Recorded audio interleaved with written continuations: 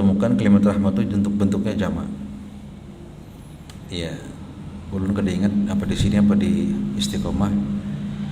Kita pernah menjelaskan bahwa rahmatnya Allah turunkan di dunia ini cuma satu. Yang Allah turunkan di dunia ini cuma satu. Ya. Yang 99 ditahan oleh Allah SWT nanti untuk penduduk mereka-mereka yang masuk ke dalam surga. Makanya dalam surga itu tidak ada lagi orang rasa iri, dengki segala macam. Semua dicabut oleh Allah. Kenapa? Karena rahmat dalam surga itu 99. Satu di dunia yang Allah berikan, satu di dunia ini semua dapat. Orang Islam, bukan Islam, bahkan orang ateis sekalipun, orang yang tidak percaya adanya Tuhan pun dikasih Allah oleh Allah. Ya, dikasih oleh Allah yang namanya rahmat itu. Padahal cuma satu loh. Ya, untuk seluruh dunia. Bahkan oleh Rasulullah digambarkan, kata Rasulullah, seekor kuda besar itu, kuda atau kalau binatang lebih gede lagi kuda ini gitu. Kenapa dia begitu melihat anaknya gak mau nginjak dia? Ya, atau harimau katakanlah singa gak mau makan anak sendiri. Jangankan makan, menginjak aja gak mau. Itu bentuk rahmat Allah itu. Jadi dalam binatang pun ada rasa rahmat itu loh. Ya, dalam binatang pun ada rasa rahmat itu. Nah, satu rahmat Allah bagikan untuk seluruh dunia. Allah nggak pilih kasih, semua dikasih sama Allah. Sekali lagi, hatta orang ateis sekalipun dikasih sama Allah. Ya. Walaupun nanti kalimat-kalimat tertentu ya ada hanya untuk orang-orang beriman. Tadi ada kalimat wa kana bil mu'minin rahima. Kemudian para hadirin yang berbahagia, sementara berkah itu ada jamaknya, berartinya assalamualaikum warahmatullahi wabarakatuh. Itu bentuk jamak itu. Barakah itu kalau bahasa kita gampangnya apa? Ziyadatul khair, bertambah kebaikan. Ya, alhamdulillah rezeki ulun berkah mana. Nanti dulu. Ya. Orangnya bertambah baik enggak kira-kira? Kalau rezekinya berkah, makin rajin dia ke masjid, makin rajin dia sholat malam, makin rajin dia beribadah, itu tambah berkah itu. Jadi tambah berkah itu bukan hanya sekedar duitnya numpuk-numpuk, alhamdulillah rezeki tambah terus berkah, belum tentu. Kalau orang tuh semakin taat kepada Allah, itu semakin berkah namanya. Ziyadatul khair. Jadi secara bahasanya gampangnya al-barakatu ziyadatul khair, bertambah kebaikan. Kalau semakin bertambah kedudukannya, kekayaannya, semakin bertambah, semakin baik dia, bahkan semakin pemurah dia, itu berkah itu. Ya, dapat rezeki sehari, kada banyak, 2 juta sehari kan? Ya, tapi itu enggak berkah namanya itu. Ya, banyak dapat duit sehari 2 juta katakanlah, tapi makin itu, paham kan? Ya. Kalau bahasa Arab Partapura, Pekoman sana itu namanya zadam kelabat. Itu di kamus mana nggak ketemu itu. Hatta pokoknya nggak paham. Di Surabaya nggak kata itu di bahasa Arab Martapura khusus di Pekoman sana. Ya. Kalau semakin banyak hartanya semakin pelit, nah itu bukan berkah. Ya, ziyadatul khair, makin bertambah kebaikannya. Ya, itu apa namanya, itu berkah itu. Ya, kalau bahasa kita sering berkat katanya. Ya, kalau di Jakarta lain lagi yang namanya berkat itu. Habis tahlilan bawa kotak itu, bawa bulik, itu berkat. Ya, berkat itu orang itu. Alhamdulillah, wah, masya Allah, berkatnya banyak banget nih. Ya, berkat tuh. Ya, tapi yang jelas berkat itu ialah ziyaratul khair, bertambah kebaikan. Nah, kalimat ini dimulai oleh Allah dengan kalimat berkah, tabarak. Artinya Allah menurunkan keberkahan itu. Ya. Para hadirin, ini kan bentuknya isim fa'il. Allah mengatakan tabarakalladzi nazzala al-furqan. Allah Subhanahu wa taala menurunkan al-furqan, pembeda. Ini nama lain dari Al-Qur'an Al-Karim. Allah Subhanahu wa taala ya sangat memberkati atau memberikan keberkahan alladzi yang nazzal al-furqan, yang telah menurunkan al-furqan, Al-Qur'an ini. Coba kita lihat sedikit dulu dalam surah Al-Baqarah. Ya, dalam surah Al-Baqarah Allah sebutkan kalimat Furqan itu. Al-Baqarah 185. Kalimatnya syahrul Ramadan alladzi unzila fihi al-Qur'an hudal lin-nasi wa bayyinatin minal huda wal furqan. Bulan Ramadan Allah turunkan yang namanya Al-Qur'an sebagai petunjuk buat manusia, wa bayyinatin minal huda, dan penjelasan-penjelasan untuk mendapatkan hidayah dari Allah, kemudian wal furqan, pembatas, pembeda. Ya, kalau ini namanya surah Al-Furqan. Ya.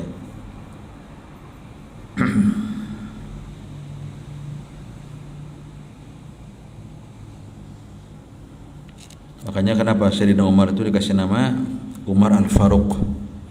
Al-Faruq itu orang yang mampu membedakan antara hak dengan yang batil. Ya. Itu kan dalam omongan kan gampang, membedakan hak dengan batil itu gampang, tapi dalam prakteknya enggak segampang itu. Ya, dalam prakteknya enggak segampang itu para hadirin. Ya. Kan pernah Sayyidina Umar itu kalau bahasa kitanya piket malam gitu ya. Anak buah dia namanya Aslam. Ya. Di kota Madinah itu dicari. Ternyata ada seorang ibu-ibu yang sedang masak. Ibu-ibu sedang masak. Anaknya beberapa orang gitu anaknya. Anaknya nangis terus. Begitu dilihat sama Sayyidina Umar, ternyata apa yang dimasak ibu itu batu, cuma kan gluk. Jadi anaknya ini karena saking uyuhnya menangis, teguring akhirnya. Begitu masuk Umar, kata Umar, kenapa Bu? Ya anak saya dari tadi nangis terus, ya, supaya dia diam, pada yang saya masak cuma batu. Yang saya masak cuma batu, kata ibunya itu. Ya, kok kenapa ibu bisa begini? Apa kata ibu itu? Ini gara-gara Umar bin Khattab zalim, dibilang gitu. Dia nggak tahu yang ngomong ini Umar bin Khattab ini. Ini gara-gara pemimpin kami yang namanya Umar bin Khattab, dia bilang zalim orangnya. Ya. Itu Umar bin Khattab. Lah kalau Umar sekarang gimana kira-kira? Hah? Kalau Umar sekarang gimana kira-kira? Umar bin Khattab begitu tahu dia, astagfirullah, sadar, iya salah saya ini. Iya.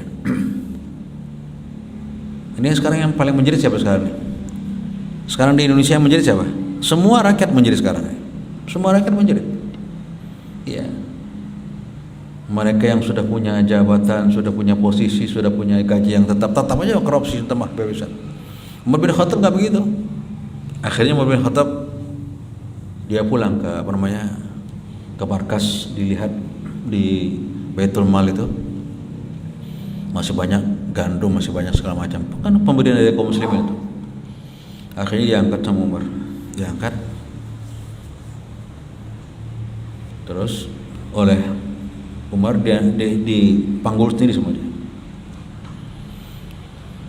Kata Aslam, pembantunya, kata Aslam, ya kalau kita bahasa kita sekarang asistennya gitulah, Khalifah biasa aja yang bawa. Kamu sanggup memikul dosa saya nanti di akhirat? Kata Umar bin Khattab, kamu sanggup memikul dosa saya nanti di akhirat? Kata Umar, biarkan, biar saya bawa sendiri. Iya, saya nggak mau kamu nanti bertanggung jawab di hari kiamat. Dipanggul sendiri sama Sayyidina Umar. Ya, sudah dikasihkan sama ibu yang ngomel-ngomel tadi itu, sudah masak segala macam. Ya, dibilang anta khair min Umar. Inti lebih baik daripada Umar. Ya. Oh gitu Bu, ya. Diam aja Umar. Ya. Udah begitu dia selesai makan enak segala macam, Umar pulang segala macam. Tolong nanti sampaikan sama Umar. Ya. Kata ibu ini. Ya, gimana cara menyampaikannya Bu, kata Umar. Lah memang kenapa? Enggak bisa menyampaikan? Enggak. Bukan enggak bisa Bu, saya Umar. Ya. Langsung saya minta maaf lah. Tapi inti ceritanya berbagi itulah salah satu sosok Sayyidina Umar. Makanya disebut dengan Al-Faruq. Al-Faruq artinya orang yang mampu membedakan antara hak dengan yang batil itu. Itu kan diucapkan nyaman, enggak gampang itu. Makanya pernah Rasulullah jalan sama Sayyidina Umar. Rasulullah seperti orang apa? Seperti orang ketawa sendiri gitu Rasulullah. Sampai akhirnya ada sahabat yang melihat, kenapa Rasulullah kok Rasulullah tersenyum sendiri itu. Jalan sama Umar. Jadi kata sahabat, ya Rasulullah, tadi kami melihat pian ini kok jalan dengan Sayyidina Umar tapi kok sampai tersenyum-senyum. Apa kata Rasulullah? Aku tersenyum itu karena melihat setan buka. Terbirit-birit. Iya. Kalau kita ilustrasikan di setan, Umar. Kalau kita ilustrasikan, setan tuh ketakutan. Antum bayangkan, setan takutan lo Umar. Iya. Artinya apa? Karena keteguhan mulianya itu. Iya, itu luar biasa berbahagia. Ya. Itu makanya Al-Faruq. Allah turun nggak Al-Furqan ini? Orang yang mampu membedakan. Makanya Allah katakan di sini, Tabarakalladzi nazzala furqan. Bukan nazala. Kalimatnya bukan nazala furqan, tapi nazzala. Benar-benar Allah menurunkan yang namanya Al-Furqan. Quran ini sebagai apa? Pembatas antara hak dengan batil. Ya. Gampang, orang ingin membedakan antara hak dengan batil gampang. Ya, banyak baca Quran aja. Ala abdihi, kepada hambanya. Hambanya siapa? Nabi kita Muhammad SAW. Ya, para hadirin, Allah tidak pernah menyebut Rasulullah dengan sebutan namanya langsung. Ya. Abdihi, abduka, pokoknya sebutannya dengan gelar-gelar tertentu Rasulullah. Apalagi disebut dipanggil dengan pakai hai Muhammad, ya Muhammad, nggak ada dalam Quran. Untuk apa Allah turunkan Al-Quran ini kepada Rasulullah, kepada Nabi Muhammad SAW? Liyakuna lil alamina, untuk seluruh alam ini, nadhiran, sebagai apa? Sebagai peringatan. Sebagai peringatan dari Allah melalui junjungan kita Rasulullah SAW. Liyakuna lil alamina nadhira, ya, sebagai berita ancaman dari Allah Subhanahu wa taala. Mohon maaf belum menghargai Wardi. Ya, Wardi ini luar biasa.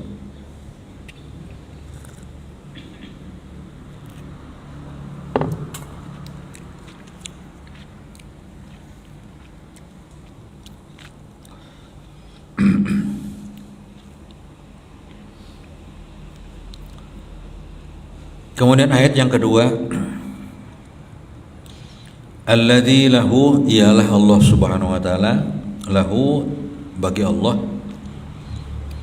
mulkus samawati wal ar, yang memiliki kerajaan di langit maupun di bumi. Allah Subhanahu wa taala, lahu, baginya, mulkus samawati wal ar, yang memiliki kerajaan di langit maupun di bumi. Walam yatakhidz waladan, dan Allah sama sekali tidak punya anak. Penjelasannya, lam yalid walam yulad walam yakun lahu kufuwan ahad. Allah yang memiliki kerajaan di langit maupun di bumi, yang sama sekali lam yatakhidz waladan, Allah tidak mempunyai anak.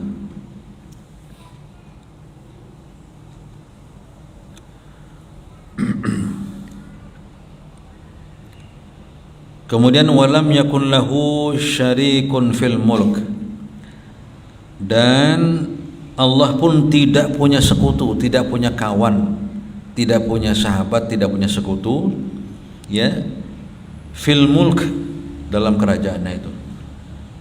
Ya, Allah gampangannya penguasa tunggal. Makanya nanti pada yang bahagia, silahkan nanti buka Al-Quran.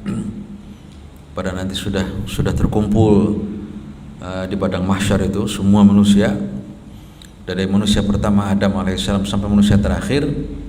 Allah keluarkan kalimat, kata Allah kepada seluruh penduduk yang ada di sana, limanil mulku al-yaum, limanil mulku al-yaum. Kata Allah, milik siapa hari ini? Siapa yang sebenarnya raja itu siapa? Kata Allah, limanil mulku al-yaum, siapa yang benar-benar raja itu siapa? Siapa yang mempunyai hari ini siapa? Kata Allah. Semua penduduk mahsyar akan menjawab, lillahi al-wahidil qahhar, engkau ya Allah pemiliknya. Ya, silahkan aja orang merasa memiliki di dunia, silahkan aja, tapi nanti di akhirat, ya, walam yakun lahu syarikun fil mulk, dan tidak ada sekutu baginya, ya, dalam kekuasaannya. Wa khalaqa kulla syai'in, Dan Allah Subhanahu wa taala yang menciptakan segala sesuatu. Wa khalaqa kulla syai'in, dan Allah Subhanahu wa taala yang menciptakan semua segala sesuatu. Apapun Allah yang menciptakan. Faqaddarahu taqdira, dan Allah pula yang menetapkan ukurannya. Ukuran ciptaannya, ukuran rezekinya, ukuran umurnya, semua Allah yang tahu. Allah yang sudah mengukur itu. Faqaddarahu taqdira, dan Allah Subhanahu wa taala yang menentukan, yang menciptakannya.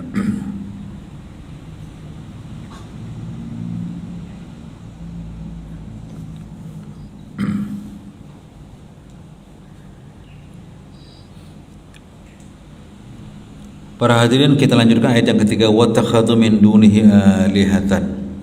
Tapi itulah manusia. Allah ceritakan orang-orang kafir, orang-orang musyrik, mereka menjadikan min dunihi, selain Allah Subhanahu wa taala, sebagai apa? Alihatan, sebagai Tuhan. Mereka menjadikan min dunihi, selain Allah Subhanahu wa taala, alihatan, sebagai Tuhan mereka. Ya.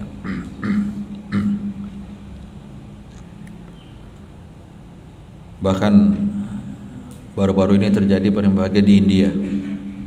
Ya, ada orang yang sangat fanatik dengan siapa?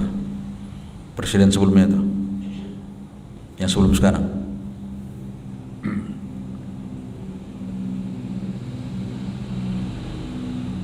Siapa namanya? Presiden yang sebelum sekarang? Presiden Amerika yang rambutnya putih itu. Bukan yang baru diganti nih?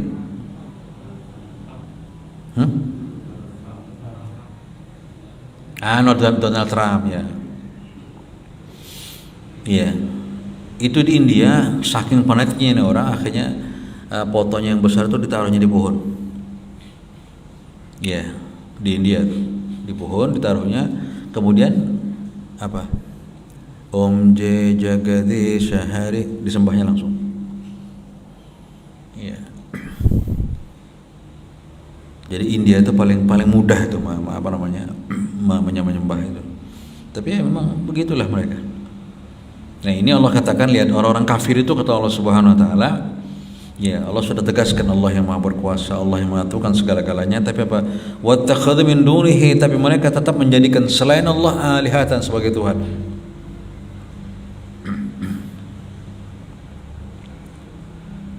Padahal Tuhan-Tuhan yang mereka sembah itu la yakhluquna syai'an, yang tidak mampu menciptakan apapun. Enggak ada yang mampu. Enggak ada mereka mampu menciptakan apa-apa. Ya, mungkin pelajaran kita pernah sudah lewat atau apa itu, yang Nabi Ibrahim pada waktu dikapak semua sama dia. Enggak bisa dia bela dirinya. Ya batu mana bisa bela. Ya Allah katakan la yakhluquna syai'an, mereka yang dianggap Tuhan tadi itu la yakhluquna syai'an, enggak mampu buat apapun sedikit pun. Buat dirinya dia enggak bisa. Menciptakan dirinya dia enggak bisa, mereka menciptakan yang lain. Kenapa dia diciptakan?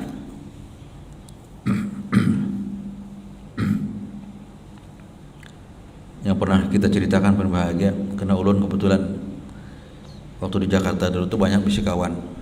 Ya. Nah, kebetulan kita punya kawan orang India. Kawan kita ini India Muslim, cuman punya urusan dengan India yang lain, India Hindu tuh. Nah, India Hindu ini berbahagia, di tokonya itu Tuhan di bawahnya.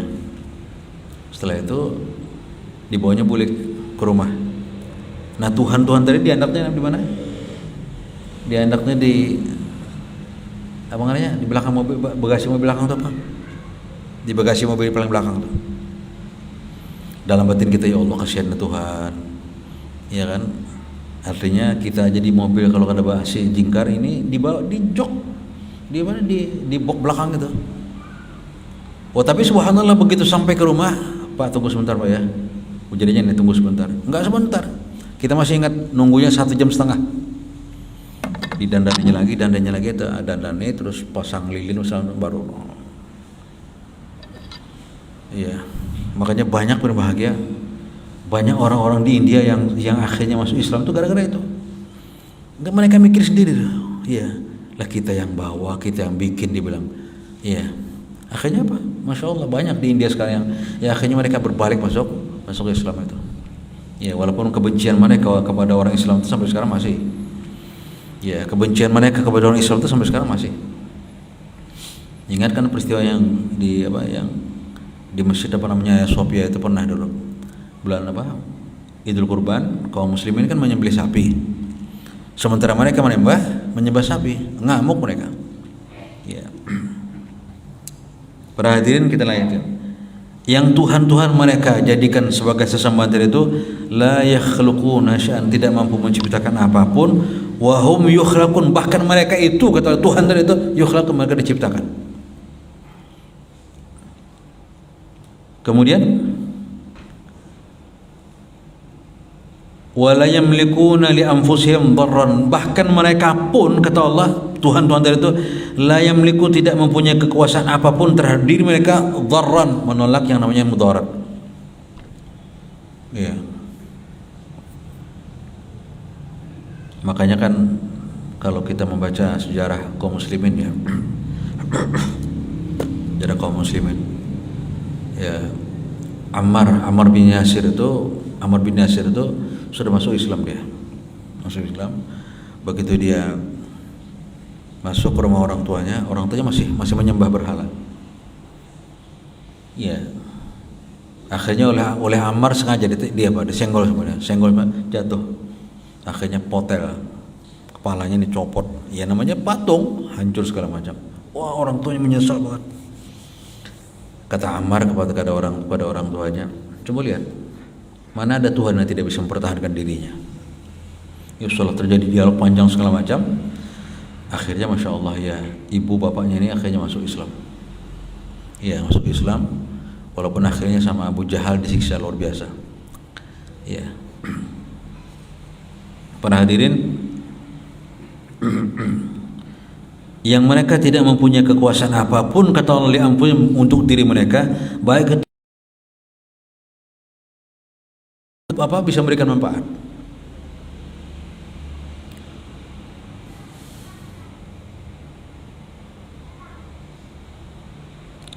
Wala yamlikuna mautan, dan tidak mampu mautan, membuat orang menjadi mati, enggak ada.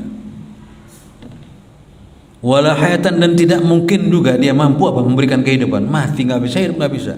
Lah orang orang benda mati kok.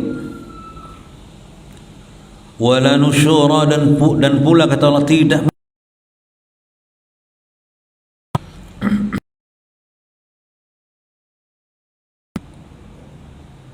para hadirin ya. Makanya tadi kalau kita buka HP di di YouTube itu banyak para ahli, para ilmuwan dari Amerika, dari Yahudi, kemudian dari Jepang juga ada. Penemuannya sama. Kalau dari Jepang ini dia minta izin dengan pemerintah Saudi untuk mengadakan penelitian tentang air Zam-Zam itu. Ya. Jadi air Zam-Zam itu salah satu kelebihannya, para hadirin berbahagia, dicampur dia dengan macam-macam. Kalau orang Jepang ini kadang-kadang dicampurnya dengan banyu putih biasa, kadang dicampurnya dengan yang lain, dengan minuman keras, dengan yang dari Jepang tuh sake itu, dicampur macam-macam sama dia. Kemudian yang terakhir dicampur lagi dengan kotoran, campur sama dia, enggak berubah. Jadi orang Jepang ini bingungnya, ini rasanya enggak berubah sama sekali, enggak berubah sedikit pun. Dia bilang enggak. Yang namanya air dimanapun, bagaimanapun hebat itu air itu steril, penuh dengan kebersihan, tapi tetap begitu dicampur dengan yang lain berubah. Sementara air Zam-Zam diceliti sama dia, bahkan dimasukkan kotoran sama dia, begitu diteliti enggak berubah sama sekali. Iya. Kemudian dia bilang begitu dia menyanyikan lagu Jepang, berdiam aja, enggak bergerak. Akhirnya dia minta kawan-kawan dia muslim, orang-orang muslim dipanggil sama dia, suruh baca Quran. Itu air Zam-Zam bergerak gitu. Apa namanya, punya reaksi gitu loh. Dan ini air kan bukan di zaman Rasulullah aja, sejak zaman Nabi Ibrahim alaihissalam, yang pada waktu Ismail masih kecil itu. Akhirnya si orang Jepang nih, wah jelas ini, dibilang ini jelas, ini bukan apa namanya, bukan sekadar sumur penemuan biasa, bukan. Ini jelas dari yang maha segala-galanya. Akhirnya menyatakan diri masuk Islam dia. Jadi mereka itu masuk Islam gak sembarangan, mereka betul-betul mengadakan penelitian dan lain sebagainya. Para hadirin, kita lanjutkan pada ayat yang keempat. Wa qala alladziina kafaru in hadza illa ifkum ibtarahu a'anahu alaihi qaumun akharun. Wa qala, dan berkatalah alladziina kafaru, orang-orang kafir mengatakan, apa dia bilang? In hadza, sesungguhnya Quran ini, illa ifkun ibtarahu, Quran ini hanya sekedar apa namanya, ifkun, kebohongan yang iftarahu, yang dibuat-buat oleh Nabi kita Muhammad SAW. Kemudian wa'anahu alaihi qaumun akharun, dan Rasulullah pun membuat Quran ini dibilang dibantu oleh yang lain. Ada juga akhirnya mereka gara-gara mereka membaca ayat Al-Quran yang menjelaskan dengan air yang tawar, nggak bercampur itu. Iya. Sampai mereka mengatakan, apakah Muhammad pernah, dibilang, apakah Muhammad dia pernah melihat apa namanya sungai itu, air laut yang misah itu? Kata yang ahli sejarahnya, nggak pernah. Iya, perjalanan beliau cuma hanya Mekah Madinah, nggak pernah keluar dari itu. Iya. Nah, ini bukti, akhirnya mereka percaya, bukti bahwa ini bukan bikinan Muhammad. Ya. Tapi yang namanya mereka tetap tidak percaya dari dulu. Orang-orang yang tidak percaya dengan Al-Quran dari dulu. Makanya wa qala alladziina kafaru in hadza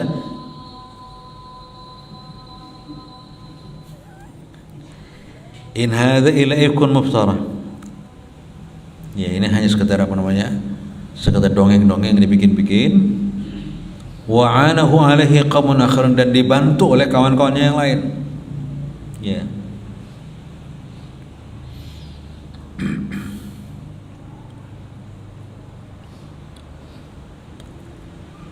Faqad ja'u zulman wa jura. Sungguh mereka itu, mereka yang mengatakan orang-orang kafir, dia telah melakukan apa? Melakukan perbuatan zalim, wazura, dan perbuatan dosa, perbuatan dusta yang sangat besar. Zur. Ya, makanya ada kalimat qaulaz zur. Qaulaz zur itu omongan yang paling bohong. Jadi kata Allah Subhanahu wa taala, faqad ja'u zulman wazura. Zulman, kebohongan yang paling besar.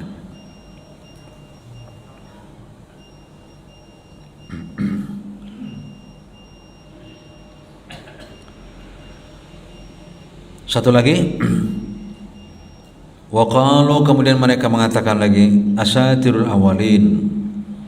Quran ini, kata mereka, itu hanya dongeng orang-orang yang al-awwalin, orang-orang dulu. Ya, dongeng-dongeng orang dulu, kata mereka. Intinya apa? Intinya kalau orang sudah menolak, ya memang begitulah caranya segala macam. Ya, walaupun ya kalau kita melihat fenomena sekarang, ya orang-orang yang tadinya anti Islam, benci kepada Islam, ya bahkan mendengar kata Islami mereka marah. Iya. Ada tadi kita lihat ada seorang perempuan, masya Allah. Ya, ini orang perempuan ini dia hidup dalam kehidupan yang orang Inggris, hidup bebas segala macam. Punya suami cerai, karena suaminya nggak sanggup, hidupnya bebas. Cuman anehnya dia ini kalau ketemu dengan kawan-kawan orang-orang Islam, perempuan-perempuan Islam yang kuliah di Inggris sana itu, dia selalu tanya gitu loh. Sementara orang-orang Muslim ini hanya sekarang menunjukkan apa? Menunjukkan asal dia ketemu ke rumahnya, dia baca Quran itu aja. lama-kelamaan sampai akhirnya dia menahan dirinya untuk masuk Islam tuh 10 tahun, bukan waktu sebentar, 10 tahun itu. 10 tahun untuk menahan diri tuh. Tetap akhirnya apa? Akhirnya masuk Islam juga dia. Masya Allah, berbahagia. Ya, yang luar biasanya lagi ketemu bapaknya, ketemu saudara-saudaranya. Yang luar biasa berbahagia ketemu bapaknya, akhirnya bapaknya dijelaskan sama di Islam untuk begini-begini. Karena ternyata yang tertanam di kalangan mereka itu apa? Islam itu yang sadis, Islam itu yang suka membunuh, Islam itu yang suka membajak pesawat, Islam itu yang menghancurkan gedung yang di Amerika itu. Jadi bahasanya itu selalu mengatakan Islam teroris segala macam. Tapi dia ketemu dengan kawan-kawannya Muslim yang ini, dia bingung kok begitu baik orangnya. 10 tahun kemudian, yang ingin saya ceritakan orang tuanya mentang tapi akhirnya bapaknya masuk Islam, saudaranya masuk Islam, ibunya masuk Islam, ibunya yang paling terakhir. Yang luar biasa bapaknya ini begitu menyatakan diri masuk Islam, masih belajar sholat, seminggu kemudian meninggal dunia. Masya Allah, bapaknya itu beruntung, seminggu kemudian meninggal dunia dalam keadaan Islam. Masya Allah. Jadi penuh bahagia. Ya kita nggak tahu ya, yang namanya hidayah itu dari Allah Subhanahu Wa Taala. Nah, seperti mereka yang tidak percaya, kata mereka, mereka mengatakan Quran itu hanya sekedar apa? Asatirul awalin, itu dongeng-dongeng yang diciptakan oleh orang-orang terdahulu. Iktatabaha, yang dongeng-dongeng terdahulu supaya ditulis. Ya, iktatabaha ditulis. Fahiya tumla alaihi bukratan wa asila, yang dibacakan dongeng tadi itu kepada mereka, kepada orang-orang Islam ini, ya. Kapan? Bukratan wa asila, baik pada waktu pagi maupun petang. Pada waktu pagi maupun petang, ya. Makanya berbahagia berdasarkan ayat ini banyak ulama yang mengatakan, ya, walaupun semua itu kapan aja bagus, tapi kalau sesuai dengan Quran, bukratan wa asya, ya, baca Quran paling bagus itu pagi dan sore, waktu petang, ya. Atau kalau kita ambil gampangnya begini, waktu ba'da subuh dengan ba'da asar. Habis sholat subuh baca Quran, kemudian habis sholat asar baca Quran. Nggak usah banyak, ya, subuh sejuz, asar sejuz, kan dikit kan? Ya, asar sejuz, ya, asar 1 juz, kemudian subuh 1 juz, berarti sehari 2 juz, 15 hari khatam. Ya, 15 hari khatam. Karena ada seorang ulama yang mengatakan, ya, orang yang paling awet muda dibilang ialah orang yang senang baca Quran. Ternyata orang yang ngomong ini Masya Allah umurnya sudah 120 tahun. Iya. Orangnya tinggal di Afrika.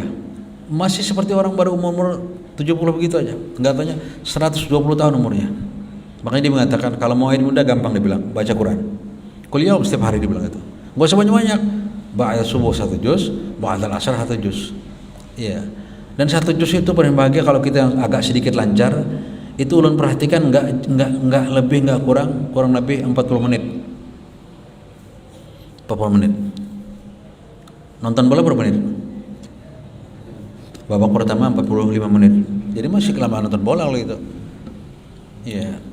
Tapi menurut berita dari Wardi, jemaah kita masjid sini Masya Allah emang. Ya. Rata-rata habis sholat subuh tuh mereka ke belakang atau di sini.